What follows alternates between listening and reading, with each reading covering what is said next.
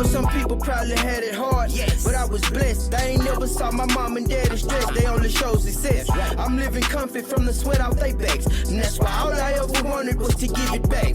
I'm not ashamed cause I was raised right. Nope. I would only be ashamed if I didn't help you fight through the pain, help you journey out the games that your mind played. No matter what, I'm never letting my shine fade away.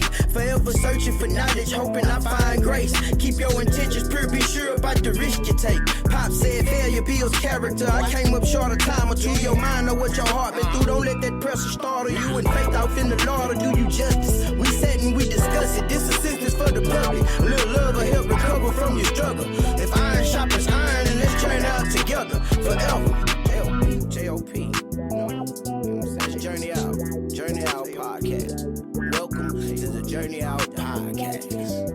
Hello, everyone, and welcome back to the Journey Out Podcast. We have another amazing episode for you guys, and we're super excited to just kind of hop in. So let's get into it. We are here with a very special guest. Yes. Mr. Nathan, the greatest Loftis. How you doing? Nate the Great. I'm doing phenomenal, man. I'm glad that you acknowledge the fact that I'm special. Hey, man. Already. Because we are. You can't start this off without acknowledging how great Nate is. Let me tell you a little bit about my name. So it's a word that I my mentor taught me about a few moons back. Mm-hmm.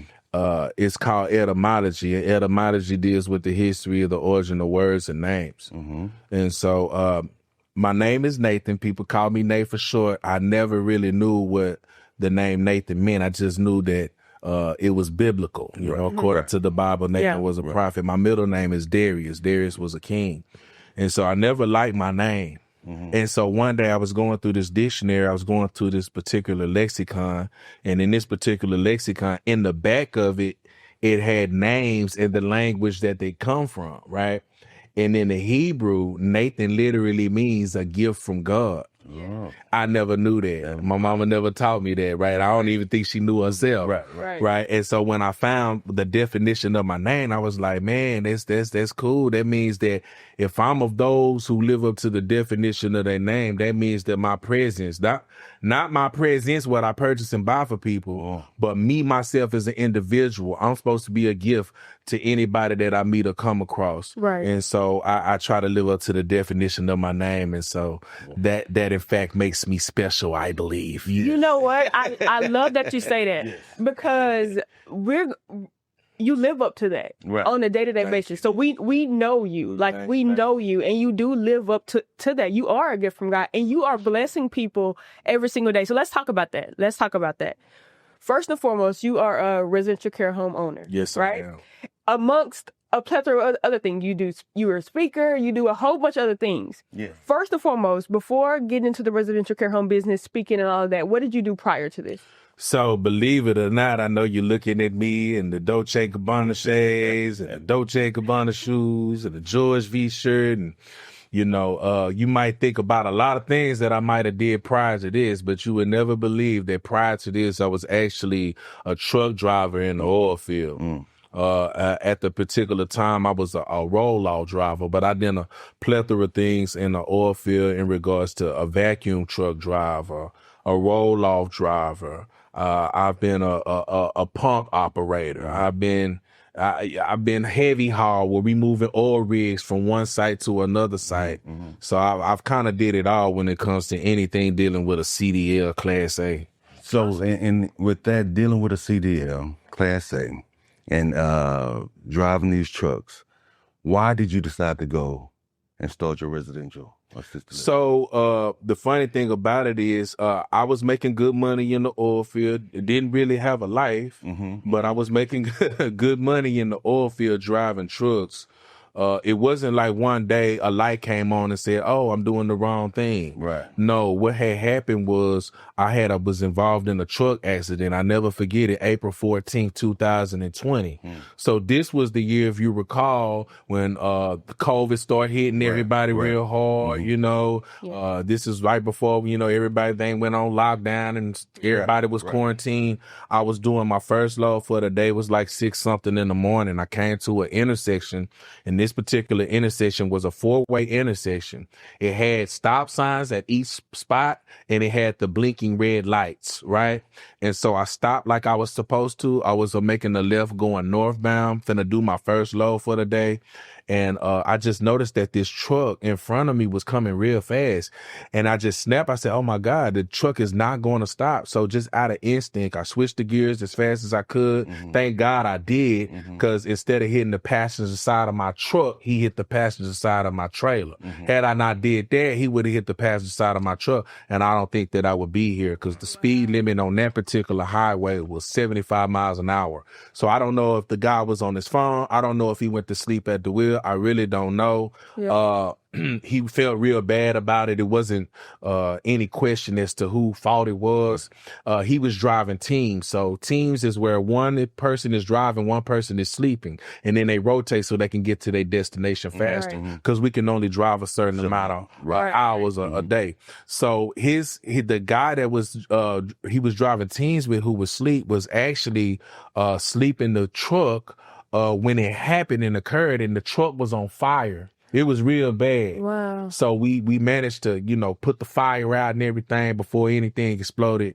Everybody got away clean. Wow. I had to have two sustain a neck injury and a back injury. With my neck, it was my C4, my C5. I don't know if you can see that scar right here. They had to go in through the front and then to get to the back. And then in my back, the lower right side of my back, my L4, my L5, and my S1. And so, as fate would have it, they messed me more up on the surgery than the actual accident. So as a result of that, I couldn't even walk for 6 months. So just think about that. Think about everybody is getting hit with this COVID. I missed COVID, but didn't miss the truck. And then in light of all that and trying to get me back right, they messed me more up on the surgery than the actual accident, to the point to where I could not walk for 6 months. Wow. So in dealing with that, what was rehabilitation like for you? What brought you to this point to say, hey, I need to serve others? So tell us about that. I think it was a plethora. It wasn't just one thing. If you go back to my childhood, me and my siblings seen love exuded on a whole nother level. My grandfather, Alex McAfee Sr., may he rest in peace, he took care of my grandmother, his wife, and my great-grandmother, her mother. So they was located in San Antonio. And then my great-grandmother had a house in Rockdale, Central Texas, by Temple, close to Austin, all that. And shout out to the Rockdale Tigers. Okay. And so when her Alzheimer's got to the point to where she couldn't take care of herself anymore, him being the stand-up guy he was, he uprooted his wife, my grandmother, relocated them from San Antonio, Texas to Rockdale, Texas, took care of both of those women until their dying day. And so that same love that my grandfather exuded towards my grandmother and my great-grandmother is the same love that we try to exude towards our residents. That's one reason. The other reason was I have a good friend of mine, shout out to Edward Jeffries in Houston, God House of Compassion. Him and his wife have been doing it in the Houston area for over 10 years now. And so when I came to the realization that I could no longer drive trucks as a result of my incident, he told me this would be a good thing. That's number 2. And then number 3 is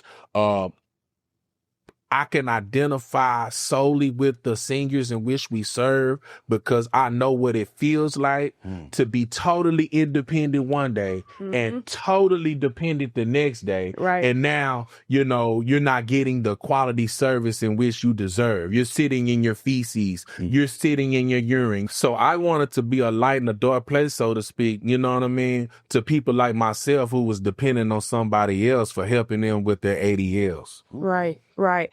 And so let's talk about your residential care home a little bit more. Okay. Go Giver. Let's talk about it. So what do you guys do? What do you guys provide? What does it look like? So the name Go Giver, if I could touch on that briefly. Yeah, of course. When I couldn't walk, I became an avid reader.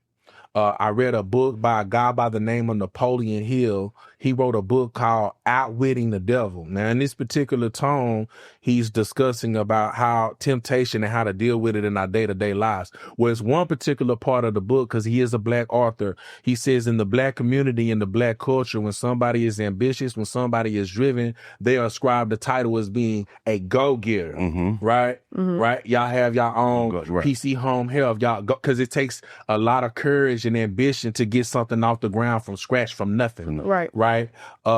And I'm familiar with that term, but he goes on to say, but it comes a point in time in our life where we must transition from being a mere go-getter to a go-giver. Wow.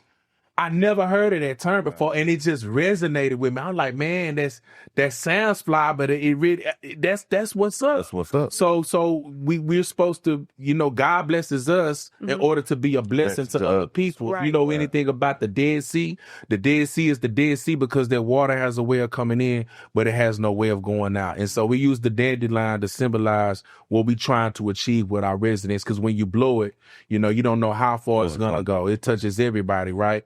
And so that's how I got the name. It's actually a book called Go Giver. Never heard of the book. I was scared when I heard it was a book. I was like, oh my God, we gonna get sued. Right.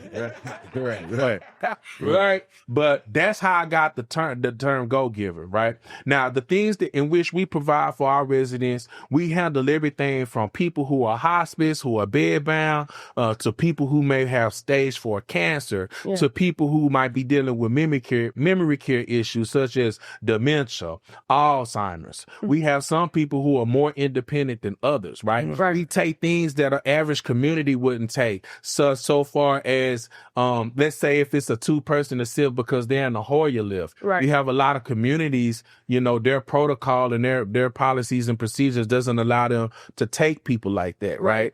So we take a lot of people who a lot of communities don't take. Right. So with that, tell me for people that want to know, what is the difference between a group home and a residential care home? Oh man, that's very big, because a lot of times we get called a group home, and I don't take offense to it because I know that individual is just not educated, right? So that's a good question. So the difference between a group home and a residential care home is that in a group home setting, you're dealing with people who are independent, right? In a group home setting, they might charge anywhere from, I don't know, $700 to maybe $1,500, $1,700 a month.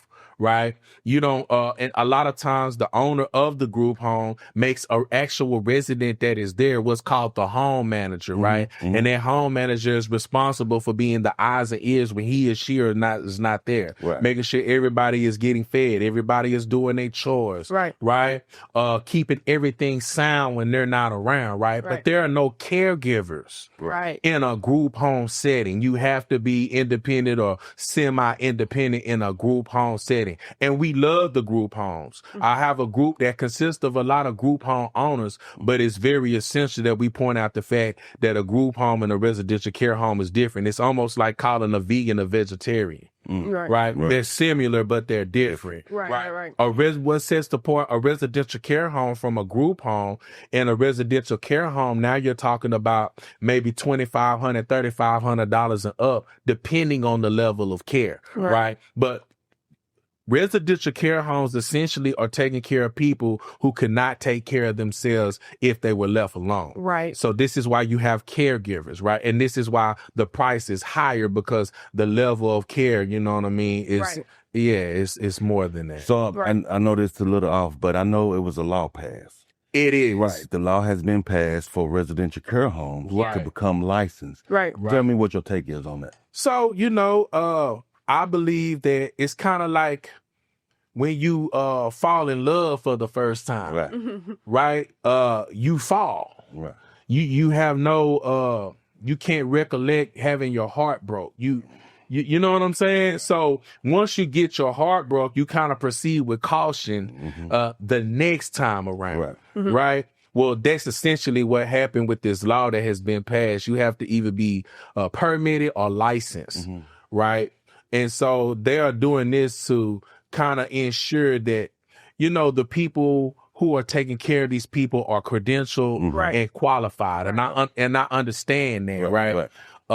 However, just because you are licensed or permitted still doesn't mean that you're taking care of these people in the manner that you should. Right.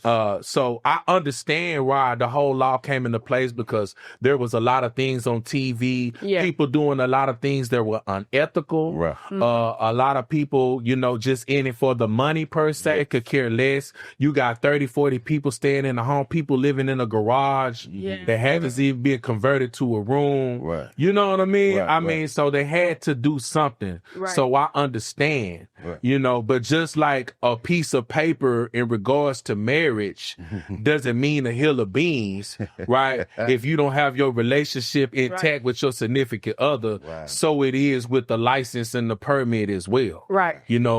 And I love that you talk about that, because that's integrity. Right.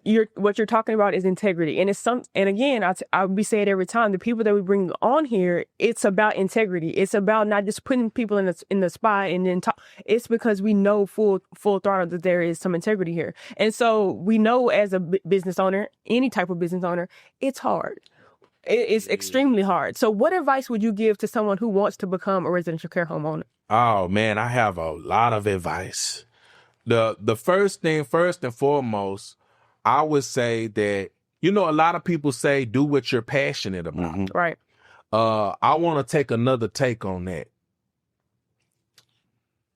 It's a beautiful thing to be able to do what you're passionate about. Right? Because at that point, it's no longer a job. Right. I tell people all the time, I read I read a book called Rich Dad, Poor Dad by a guy by the name of Robert Kiyosaki. Man, if nobody has read that book, that's the foundation of my financial literacy. He said a job is an acronym for just over broke. Just over broke. Another thing he said, that it's a beautiful thing to do what you're passionate about, but you have to realize, acknowledge, and understand in this sphere of existence that we live in, sometimes you have to do what you hate to do in order to do what you love to do. I'm gonna say that again. I talk fast. They just listen slow. Go ahead. Sometimes, in order to do what you love to do, you have to do what you hate to do. So, as a business owner, I could tell you that everything ain't been peaches and cream and greebly gravy with honey butter biscuits. There were times that I myself had to DoorDash just to keep things afloat in the beginning. It took me 7 months to acquire my first resident. So I know how it is to be paying a big bill and nothing's coming in. Right. And so a lot of people, you gotta be cut for this. Right. You have to have the heart for this. Another piece of advice that I would give to people who are trying to do what I'm doing is, in corporate America, they have something called R&D, research and development. Don't just jump into this thing head first. Right. One of the things Robert Kiyosaki talks about in his book called Rich Dad, Poor Dad, he say, yes, you take risks as a business owner, but it's a difference between just jumping out there and taking a risk and taking a calculated risk. Research and development, what takes the risk to a calculated risk. Thank you. Another piece of advice I would give to residential care home owners is that you can't hop into this industry undercapitalized. You have to have capital to capitalize. You can't just say, well, hey, I have $8,000 and I'm gonna be a millionaire. That's not what's going on here. Your fire suppression system alone, you're looking at 35, 40,000 minimum. So this is a money game. You have to have capital to capitalize. You have to have money put aside for the months when you first start and you don't have no residence. Right. So let's go back to that. So you said several months you was putting in the work before you got your first residence. That's right. In putting in that work, right? What are some of the personal things that you have had to overcome? Because you are essentially the marketer for your business. You are the face for your business. Right. So what were some of those personal things as stepping out there in that first 7 months and getting that first patient? Okay, so check this out. So initially when it first started, I was just the guy putting up the money. I wasn't supposed to be the face of the company. Okay. Right? I had other people who were on the team at the time who were supposed to be the face of the company. So me stepping out and marketing for this is something that I never even ran through my mind. Right. But you know how it is when you go into business and you try to do something with family, a lot of times it doesn't work. You know what I mean? Especially with people that look like us, but that's another conversation for another day. Come on. So when it didn't work out, with the people who I was trying to get everything off the ground with, I had to take the reins, not expecting to. Right. And I officially became the face of the company. I knew nothing about marketing for this particular field of endeavor, nothing at all. Right. And so the good friend of mine who was in Houston, him and his wife had been doing it for over 10 years. Right. But they were doing it on a group home level. I was doing it on another level. So even the advice that he gave me, though it was helpful, he could only help me so far as I was venturing on another level that he hasn't, he hasn't delved into yet. So when I came like the church said, come as you are. Right. Well, you see me, I came as I was, you know what I mean? And so a lot of people, since I came as I was, just you see the way that I'm dressed, a lot of people, they stereotype me. And so due to people seeing what was on the outside and stereotyping me, placing me in a box, instead of just getting to know me and my heart and my intentions, I was kind of blackballed. Hospice wasn't messing with me. Home health wasn't rocking with me. Placement agencies, he's a fly by night here, and so it was very frustrating for me. But one thing about a go-getter, one thing about a hustler, one thing about somebody who is ambitious, the most dangerous thing that you can tell somebody like that is what they can't do. Because they're gonna do it. Stop. Now you can repeat that. Yeah. Repeat that for me. The worst thing that you could tell a hustler, the worst thing that you could tell, and when I say hustler, I know negative connotation come to mind. I'm not talking about anybody that sell dope. Right. You know what I mean? Right. If I could take that dope away from you and you're not able to produce the same money flow that you was when you were selling dope, that means you a dope boy or a dope girl. But you're not a hustler. Listen, Nate, what you just displaying of that negative connotation of a hustler, it shouldn't have to be explained because the people that understand, it's understood. But I wanted you to repeat that because it's hard out here. It is. It's hard out here for us, right? Trying to start something and trying to let people not see the outside, but understand what's in our heart, what's our character, right? So please repeat that again. So the worst thing that you could tell a hustler, the worst thing, and when I say hustler, I mean like Damon Dash definition of hustler is somebody who creates options for currency. The key word is create. Come on. You create with your mind. Come on. So they say a genius is somebody, they see the same thing that everybody else sees, but they look just a little bit deeper. Right? And you look deep enough to where it fulfills your purpose in life, but it also fulfills your pockets. So you could provide for your family, right? So the worst thing that you could tell a hustler, the worst thing you could tell a go-getter, the worst thing you could tell somebody who is ambitious and driven is what they can't do.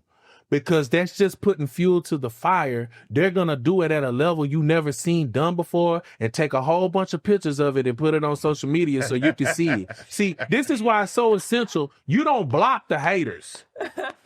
When you know people don't want you to succeed, when you know people don't have your best interests at heart, when you know you have haters, right? Don't block them. Because I need you to see how this story plays out in the end. Oh, wow. So now the same people who doubted me is the same people who want to be on my team now. When I was growing up, the old folks used to have a saying. You probably heard it before. I'm like Bennett and I ain't in it. Right. Well, let me put a spin on that. Okay. Right. I'm like Bennett and I ain't in it, because there was a lot of people who was down from the beginning, but now they're not down now, or they didn't want to be down, period, right? Let me put a spin on that. Bennett wasn't in it. That's why Bennett didn't benefit. Let me say that again. Go ahead. Bennett wasn't in it. Right. That's why Bennett Didn't didn't benefit. Okay. Period. Mm. So tell me this. With getting into an industry that you really did not know much about, right? It was trial and error. You were learning everything. What has been some of the greatest lessons that you've learned as an entrepreneur in the healthcare industry? Oh, man. Let me give you a couple. You see the way that I'm dressed, right? I got a lot of flack for that. I had friends who had my best interests at heart who tried to tell me to switch it up. And a lot of times you have to understand that. I guess that could be a lesson. Sometimes people that have your best interests at heart are giving you advice, right? And it's coming from a good place, right? But it's not what you need to follow through with. You have to learn to tap into your own spirit. You got to learn how God speaks. God is not going to part the sky and Antoine, I have called you amongst your healthcare brethren to raise my... If that's what you're looking for, you're going to be looking. Right. You know what I mean? God don't speak like that. God speaks through revelation. God speaks through nature. But most importantly, God speaks in silence. That's why they say prayer is when you talk to God. Meditation is when you listen. So the old folks say you got 2 ears and 1 mouth to listen more than you talk. And the words listen and silent have the same letters because in order to listen, you must first be silent. Right. So when you're going through your turmoil of trying to get something done, listen to the advice, right? But know that might not be the advice you need to take heed to. Right. Because people have to understand part of marketing is branding. So when I'm dressed like this, it's part of my brand. Right. Right. Another thing I was tell people is, you know what I mean? When you're getting something off the ground, if you reach your goal immediately, you might not be fulfilling your purpose. Come on. When God calls you to do something great, there's a lot of hurdles. There's a lot of obstacles that you're going to have to overcome and surmount in order to reach and achieve the overall agenda at hand. So that's why they say if you don't have haters, then you're not doing nothing. Right. And those obstacles, man. And I love them. I love them now, but in the beginning, it knocked me on my back. It's hard to love something that is hard to go through and you don't see the end. And I'm gonna tell you now. I thank you for those obstacles. Thank you for those obstacles. Oh, does. When obstacles come today, I look at them totally different than what I looked at them before. So those obstacles are not for everybody. Some people are laid down. Some people be finished with it. There's a quote that says this. I'm a very avid reader. People be like, where did you get this stuff from? I read. You know what I mean? They say that poor people have big TVs. Rich people have big libraries. It's a quote that says this. It says, obstacles do not get in your way to prevent you from your goal. Right. Obstacles come in your way for you to prove how much you want to reach your goal. Okay, so high five on there. Give him a high five. Give me a high five. Look, how bad do you want? Agree. I read a book, right?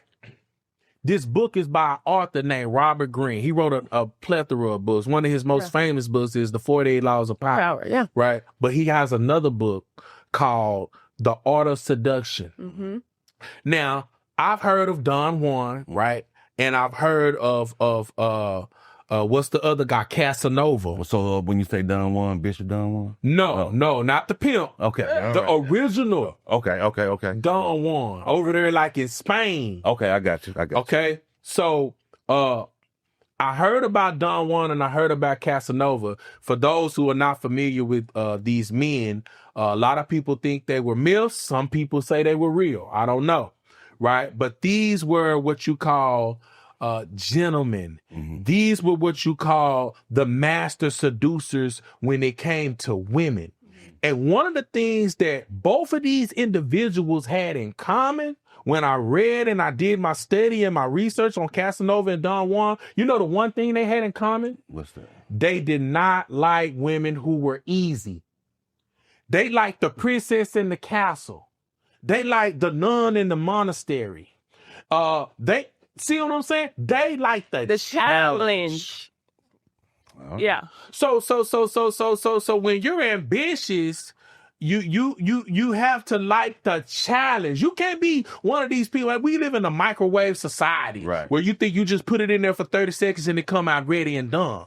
That's you gotta go back to nature. When you plant a seed, whether it's a watermelon seed or a corn seed, or you don't just plant it and it bring forth the next day, baby. It takes time. right. Right? And let me point out, since we're talking about that, this is another lesson. Now, the first thing that a farmer or agriculture does before they buy a plot of land is they make sure that the soil is fertile. Right?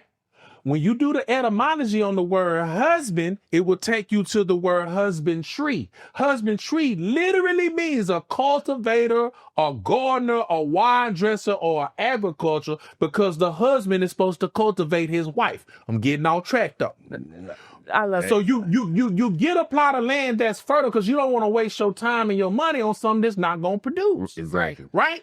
But they have something called fertilizer. Mm-hmm. You know what fertilizer really is? It's manure. Mm-hmm.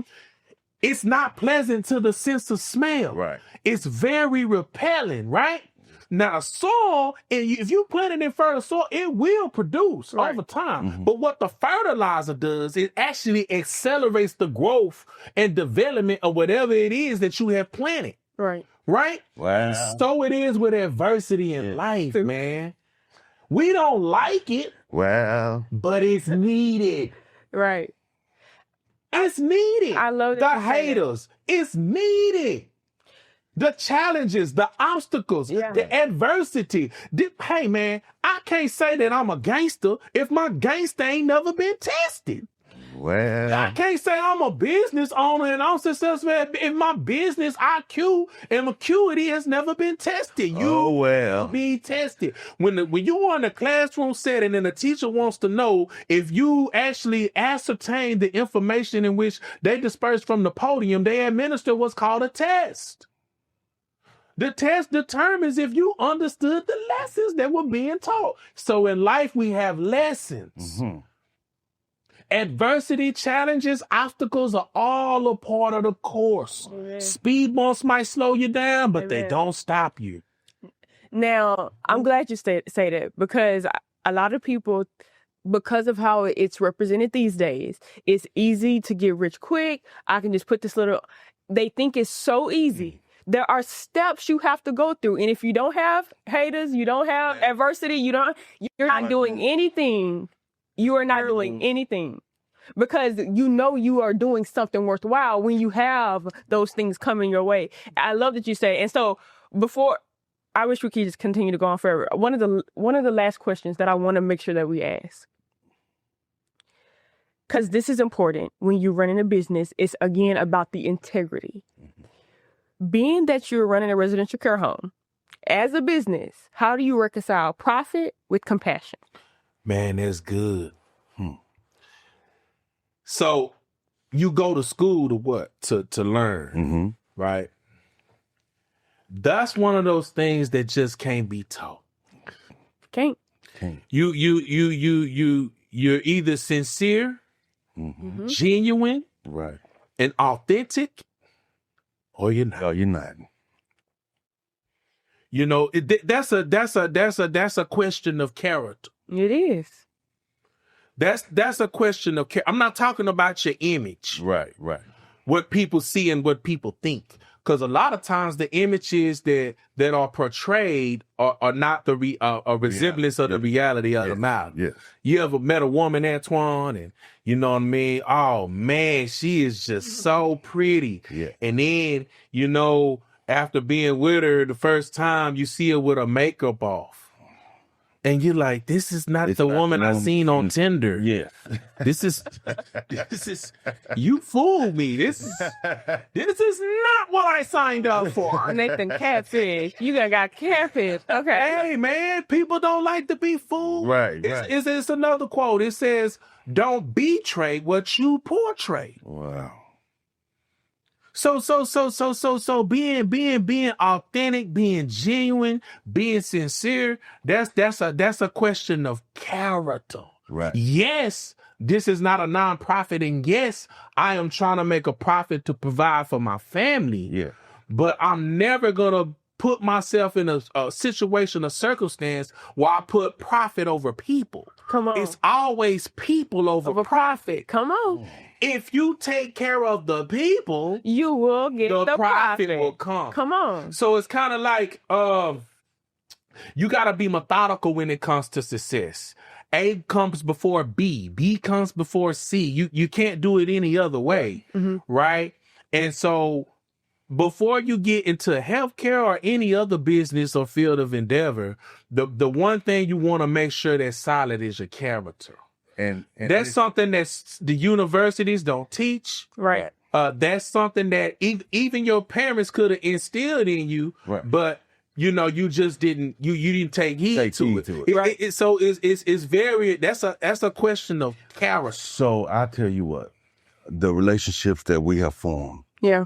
in this business and in life, as friends, as partners with people, your character stood out to me, Nate. Right. I know I can tell you was genuine. Right. The genuine person who you are, I seen that. So I know when we first met the first couple of times, I'm like, man, you know what? I appreciate you, man. Yeah. I just say thank you or stuff like that because I can see that you were genuine. Already. You know, it wasn't, you wasn't hiding nothing. What you see is what you get, right? And that, I was like, that's a friend. Right. Right. That bump partners or business, that's a friend. Can I interject? Yeah, go ahead. You know why social settings are so draining for a lot of people? Social settings are draining for a lot of people because it takes a lot of energy to be somebody you really not. It takes a lot of internal fortitude to be who you are, regardless of who likes you or not. The way that I'm dressed, this ain't no gimmick.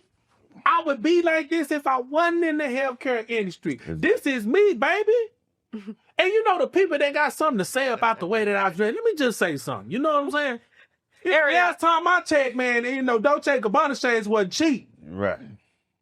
Dolce & Gabbana shoes. Yeah, they wasn't cheap. That's $1,300. I'm just trying to prove a point because the people that had something to say something, they employees. Oof.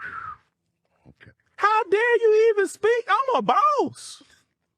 It's nothing wrong with being an employee. But hey, man, a lot of times when people is hating on you, they really not hating on you. It's a perverted form of admiration. It's just like the little boy when you was in school, right? And he's pushing you hard when you're playing duck, duck, goose, and he's making fun of your braces, and he's always cracking jokes and throwing spitballs at you. And then later on in life, as a young adult, 21, 22, you run across this same individual. He says, Bree, I always had a thing for you. And you hit him with that Scooby-Doo. You? The one that used to throw spitballs at me, push me hard and go. Yeah, I liked you. I just didn't know how to tell you. Wow. Well, it's the same thing as adults. A lot of people are not emotionally mature enough to say, man, how you do that? Can you teach me? I like your style. Can you show me the way? So it comes out in the perverted form of, hey, they really admire you. Right. But they're not emotionally mature enough to convey and express that to you. So it comes up in the perverted form of what we call and label as hate. Let me say this, Nate. The people that have gotten to know you has been rewarded with some knowledge and connection and love, right? So let's talk about real quick. It'll be the last thing. Listen, y'all. Let me put the camera right here. Listen, Did we got the camera? Yeah. Season 3 is different. Season 3 different. So get ready for this ride. But for Nate, we are one. You connect a lot of professionals, Yeah. business owners, and you give insight Right. to how to help them build their brand and their business. Tell us a little bit about that. So the reason why I have 2 groups. I have one called Meet the Plug on Facebook, which we are over 5,000 members now. A little bit over 3 years, we 5,000 deep. And then the We Are One group that you're speaking of is on a app called GroupMe. It's called We Are One. It is a healthcare group. Initially, it was for group home owners, residential care home owners, residential assisted living owners, because after going to all these groups in the morning, I said, man, it's a lot of beautiful groups out here, right? But there's nothing for us. And so I created it for us, and it really transmuted into something different. And so since hospice and home health and all these different facets of the healthcare industry help us do what we do, we invited them as well. So now it's like open to the public pretty much. And so that's the reason why I started that group. A lot of people noticed that I had the gift of gab, as they say. The vernacular is very extensive. And so people were wanting me to speak at certain groups, but I think that the way that I was delivering my speech, I was too radical. And so I wasn't invited anymore to speak at those groups, right? And speaking is something that I love to do. Believe it or not, every time I speak, I have butterflies. My mentor taught me, he said that whenever you stop having butterflies, be wary, because you might be feeling yourself too much. You understand the weight of what you're doing. You might say something that changes the trajectory of somebody else's life. Right. And so, God gave me this gift. And like I said, a gift is not something you keep and hoard to yourself. It's something you give away freely. If I purchase you a gift for your birthday, it's not a gift until I give it to you. Right. And so I have to give away this gift freely. So We Are One is a healthcare meetup. We meet up every other month, the last Friday of the month, at a place called Reunion Rehabilitation Hospital, Arlington. The head of business development there, Miss Daphne, shout out to Daphne and Southern.